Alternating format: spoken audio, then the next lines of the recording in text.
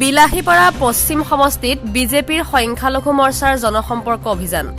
বিলাসীপাৰা পশ্চিম সমষ্টিৰ মহামায়া উন্নয়ন খণ্ডৰ অন্তৰ্গত সাধুভাষা গাঁও পঞ্চায়তত বিজেপি সংখ্যালঘু মৰ্চাই জনসম্পৰ্ক অভিযান অব্যাহত ৰখা পৰিলক্ষিত হয়। আজি এই জনসম্পৰ্ক অভিযানত উপস্থিত থাকে ধুবুৰী জিলাৰ সংখ্যালঘু মৰ্চাৰ প্ৰভাৰী তথা প্ৰাক্তন বিধায়ক জাহান উদ্দিন, ধুবুৰী জিলা সংখ্যালঘু মৰ্চাৰ সহপ্ৰভাৰী আনোৱাৰ হুছেইন, ধুবুৰী পূব জিলা সংখ্যালঘু মৰ্চাৰ সভাপতি ডাক্তৰ আবু বক্কৰ ছিদ্দিক, নায়েৰ আলগা আৰু মহামায়া মণ্ডলৰ সংখ্যালঘু মৰ্চাৰ সভাপতি ছাজাহান আলী শ্বেখ, লস্কৰ মোল্লাৰ লগতে ভালেসংখ্যক নেতাকৰ্মী উপস্থিত থকা পৰিলক্ষিত হয়। আজি সংখ্যালঘু মৰ্চাই সাধুভাষা গাঁও পঞ্চায়তৰ ঘৰে ঘৰে গৈ প্ৰধানমন্ত্ৰী আৱাস যোজনাৰ ঘৰ সঠিক ৰূপত ৰূপায়ণ হৈছে নে নাই তাৰ বুজ লয়। সংখ্যালঘু মৰ্চাৰ আজি এই জনসম্পৰ্ক অভিযানত ওলাই পৰে জুলুঙাৰ মেকুৰী। এই অভিযানত বৃহৎ দুৰ্নীতি তথ্য পোহৰলৈ আহে। এই দুৰ্নীতিৰ তথ্যসমূহ লৈ সংখ্যালঘু মৰ্চাই জিলা উপায়ুক্তৰ লগত বহি বিহিত ব্যৱস্থা লোৱা হ'ব বুলি আমাৰ সাংবাদিকৰ আগত সদৰি কৰে। আমাৰ হাতত মন্তব্য আছে, দেখাই লৈছো। বিলাসীপাৰালৈ আমাৰ অসম ৰাজ্যিক বিজেপি সংখ্যালঘু মৰ্চাৰ নিৰ্দেশ মৰ্মে প্ৰভাৰী হিচাপে মোক নিযুক্তি দিছিলে। আমাৰ লগত আছে আমাৰ এই বিলাসীপাৰা জিলা বিজেপি সংখ্যালঘু মৰ্চাৰ সভাপতিকে ধৰি বিভিন্ন কৰ্মকৰ্তাগণ আৰু মোৰ লগত আছে আমাৰ সহপ্ৰভাৰী আনোৱাৰ হুছেইন। আমি আহিছোঁ, আমাৰ এটা একচুৱেলি কাৰ্যসূচী আছিলে যে প্ৰতিটো PMAYৰ বেনিফিচিয়াৰী ঘৰে ঘৰে গৈ এটা বুজ লোৱাৰ কাৰণে আমাক কোৱা হৈছিল যে তেখেতৰ পইচাখিনি সঠিকভাৱে পাইছে নে পোৱা নাই, স্কিমটো কোনে দিছে বা কামবিলাক কেনেকৈ চলি আছে PMAYৰ ক্ষেত্ৰত, এই বুজ লোৱাৰ কাৰণে আমি প্ৰতিটো ঘৰে ঘৰে গৈছোঁ। কমে আমি 20 জন হিতাধিকাৰীৰ ঘৰলৈ আমি গৈছিলোঁ।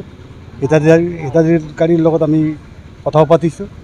কিছুমানে সঠিকভাৱে পইচা পাইছে, বহুতে কিছু অভিযোগ কৰিছে পইচা পাওঁতে পলমো হৈছে, আৰু কেইবাগৰাকী হিতাধিকাৰী অভিযোগ কৰা মতে যে তেখেতসকলে ঘৰটো কমপ্লিট হৈছে এবছৰ বা 1.5 বছৰ আগত, কিন্তু আজিলৈকে তেখেতসকলে জব কাৰ্ডৰ যিখিনি পইচা সেইখিনি পোৱা নাই। তো সেইখিনি আমি বুজ ল'লোঁ। গোটেইখিনি আমি এটা থুলমূলভাৱে এটা ইয়াত আৱাস ল'লোঁ PMAYৰ ঘৰ ক্ষেত্ৰত কেনেদৰে চলি আছে, আঁচনিবিলাক হিতাধিকাৰী সঠিকভাৱে তেখেতৰ প্ৰাপ্যখিনি পাইছে নে পোৱা নাই, ইয়াত কাৰ গাফিলতি আছে, এই গোটেইখিনি আমি তথ্য সাঙুৰি লৈ পেলাই আমাৰ ঊৰ্ধ্বতম কৰ্তৃপক্ষক আমি অৱগত কৰাম যে পৰৱৰ্তী সময়ত যাতে যিবিলাক আমাৰ আঁচোৱা আছে এই আঁচোৱাবিলাক যাতে দূৰ হয়, হিতাধিকাৰীবিলাকে যাতে সঠিকভাৱে সময়মতে পইচাখিনি পায় তাৰ যাতে ব্যৱস্থা কৰে, এইখিনি আমি ওপৰত জনাম। আজি আছিল আমাৰ জনসম্পৰ্ক অভিযানৰ এইটো এটা কাৰ্যসূচী। দেখা গৈছে যে সাধুভাষা এজন মহিলা, বিধৱা মহিলা, তেখেতৰ নামত ঘৰ চেংচন হৈছিল, লগতে তেখেতৰ এটা ফাৰ্ষ্ট কিস্তি 32,500 টকা সোমাইছিল।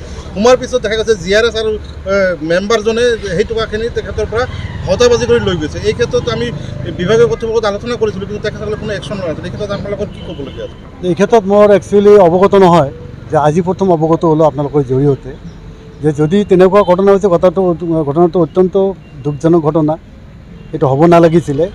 এই ক্ষেত্ৰত তেখেতে যদিও মানে হিতাধিকাৰীজনে যদি তদন্তৰ কাৰণে আমাৰ জিলা উপায়ুক্ত কিবা আবেদন কৰিছে কৰা নাই মই নাজানো, যদি কৰে এইটো আমি মুভমেণ্ট কৰিম যাতে সঠিক তদন্ত হৈ পেলাই ইয়াত কোন দোষী আছে এই দোষীক যাতে শাস্তি প্ৰদান কৰে, সেইখিনিৰ কাৰণে আমি তৎপৰ চেষ্টা কৰিম। আৰু দেখা গৈছে যে যিহেতু এডিশ্যনেল লিষ্টৰ কাৰণে এখন লিষ্ট ওলাই আছে PMGYSৰ ক্ষেত্ৰত, দেখা গৈছে যে GRSসকলে ঘৰে ঘৰে ৰাতি ৰাতি যায় যে পইচা কালেকশ্যন কৰি আছে, ইয়াৰ তথ্য আমাৰ হাতত আছে। এইখনটো আপোনালোকে কি ক'ব? এইটো ঘটনা হৈছে এইটো ক্ষেত্ৰত আমি যাব লাগে আমাৰ মানুহৰ এৱাৰনেছৰ এতিয়াও অভাৱ হৈছে। এই গতিকে এৱাৰনেছখিনিও আমি দি আহিলোঁ আজি, যদি পইচা কাকত দিওঁ, যিহেতু এইটো ঘৰ ডাইৰেক্ট চেণ্ট্ৰেল গভৰ্ণমেণ্টে দি আছে আমাক।